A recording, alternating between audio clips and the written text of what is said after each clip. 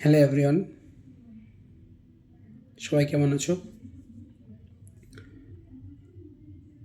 আমি একটা ছোট ব্যবসা করি আর খেলাধুলা করতাম। তো সেটা পারিবারিক জন্য সেটাকে ছাড়তে হয়েছে। বাট ওটা আমার প্যাশন ছিল অ্যান্ড স্বপ্নও ছিল বড় কিছু হওয়ার। যেহেতু আমার ব্যাকগ্রাউন্ড ভালো ছিল না, মানে আর্থিক দিক দিয়ে, সো আমাকে আমার ফ্যামিলিকে দেখতে হবে বলে আমাকে ব্যবসায় ঢুকতে হয়েছে। পড়াশোনা করেছি, সেটা জবে গিয়েও আসলে কি থেকে মধ্যবিত্তর নিচে যদি কেউ থাকে, সেই সব ফ্যামিলিরা একটু ব্যাকগ্রাউন্ড ভালো না থাকলে তো বাড়ির ছেলেকে তো দেখতেই হবে। যাই হোক, সেই কারণে আমার স্বপ্ন বা ইচ্ছেগুলো পূরণ করতে পারিনি। অনেকে দেখেছি বাড়ির পরিস্থিতি ভালো থাকলেও তারা চিন্তা করে না ভবিষ্যতের জন্য। তাদের সকলকেই বলবো, যারা পড়াশোনা করছো একটু গাইডনেস নিয়ে পড়াশোনা করো। কারণ এখনকার যে সময়টা চলছে তার থেকেও খারাপ সময় আরও আসবে। তাই পড়াশোনার সঙ্গে সঙ্গে ভাববে যে আমাকে এইটা করতে হবে, কিছু একটা করতে হবে। যদি কিছু না করতে চেষ্টা করি যে আমি পারবো না, ছেড়ে দিলাম, বাবা মা আছে দেখে নেবে। কারণ কারোর বাবা মা চিরকাল স্থায়ী নয়। সে আমার বাবা মা হোক বা তোমার বাবা মা, সকলেরই। আমিও কতদিন বাঁচবো সেটা আমারও জানা নেই। তাই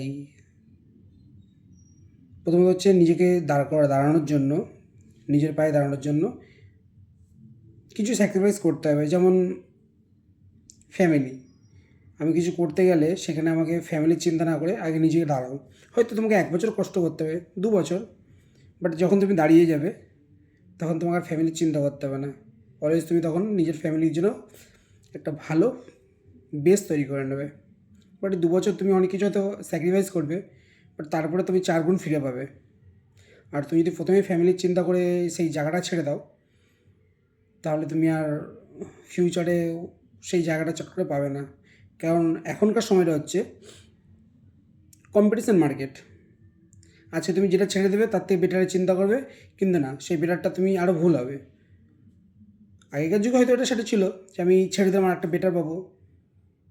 তুমি যেটা করছো সেটা করে যাও, তারপরে তুমি বেটার পাবে।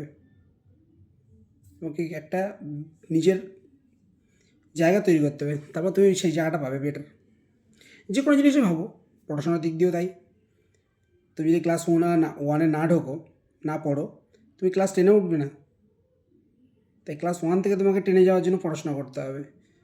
অলওয়েজ সব কিছুতে স্ট্রাগল আছে, কম্পিটিশান আছে। একটা ব্যবসাতেও তাই, ছোটোখাটোতেও। বড় ব্যবসাদার হতে গেলে তোমাকে মানে ব্যবসার মতন ছোটো থেকে স্টার্ট করতে হবে। কেউ মহান হয়ে মানে আসে না। মহান হতে গেলে অনেক কিছু ত্যাগ করতে হয়, অনেক কিছু ভালোবাসা অর্জন করতে হয়। এখনকার চারিদিকে দেখছি মানুষের পরিচয়ের সাথে কোনো খামখেয়ালি নেই। খামখেয়ালি মানে সব মানুষ যে যার মতন চিন্তা করে। কেউ ধর্ম নিয়ে কারোর সাথে ঝগড়া চলছে, কেউ ব্যবসা নিয়ে ঝগড়া চলছে, কেউ নিজের জন্য যে লড়বে, নিজের পায়ে দাঁড়াবে, সেই নিয়ে কিন্তু কেউ লড়াই করতে চায় না। সেটা খুব কম। অনেকে যারা আছে তারা স্ট্রাগল করে গেছে, দাঁড়িয়ে গেছে।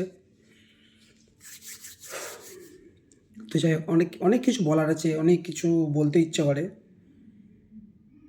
আজ হয়তো একটু মনটা ভালো নেই, তাই এইটুকু একটা ভিডিও করছি।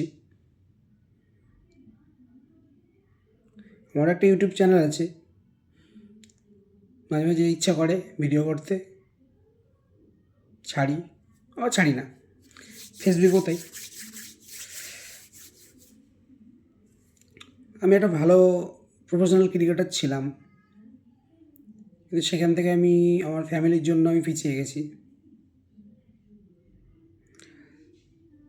আমি স্কুল বেঙ্গল খেলেছি, স্কুল স্টেটও খেলেছি। তখন হয়তো আমার বাবা মা বুঝতে পারেনি যে আমি ভালো খেলতে পারি। আর যখন বুঝলো তখন তো আমার সময় আর হাতে নেই। আর্থিক দিক দিয়ে আমাদের একটু প্রবলেম ছিল। আর তার থেকে বড় জিনিস ছিল, তখন যতটা কম্পিটিশন ছিল, চুরিটা বেশি ছিল। এখন যেমন কী হয়েছে, এখন একটা এজ লেভেল শুরু করেছে যে আমি এই এজটার থেকে ওই এজে যাওয়ার আগে যেন সেই জায়গাটা পাই। সে সময় আমাদের সময় ছিল না। আমাদেরকে যে সময় সুযোগগুলো দেওয়া হতো, হয়তো কারো এজ পার হয়ে যাচ্ছে তখন, যাতে তাকে আর না নেওয়া হয় এরকম। তোমাদের সাথে আবার পরে কথা হবে। আজকে একটু ভালো লাগলে এইটুকুই ভিডিও করলাম।